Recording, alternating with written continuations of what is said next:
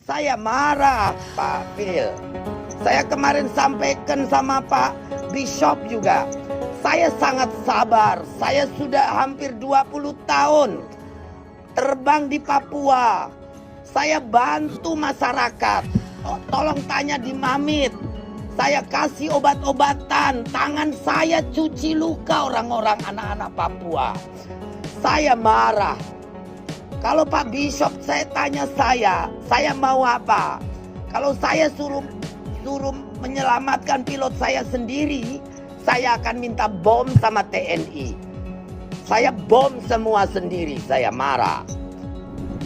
Video rekaman suara yang menunjukkan kemarahan mantan Menteri Kelautan dan Perikanan Susi Pujastuti viral di media sosial. Dalam unggahan video akun Twitter @partaisosmed pada Sabtu 6 Mei 2023, Susi Pujastuti murka karena hingga kini pilot Susi Air tak kunjung dibebaskan oleh KKB Papua. Diketahui beberapa waktu lalu KKB membakar pesawat Susi Air dan menculik pilotnya. Pada rekaman yang beredar, Susi Pujastuti sedang berbicara dengan pendeta Karel Pilerari. Susi mengungkapkan sejumlah hal yang membuatnya marah, termasuk penembakan terhadap anggota TNI di sana. Susi bahkan mengatakan jika bisa dia akan menyelamatkan pilotnya dengan meminta bom kepada TNI untuk mengebom sendiri KKB.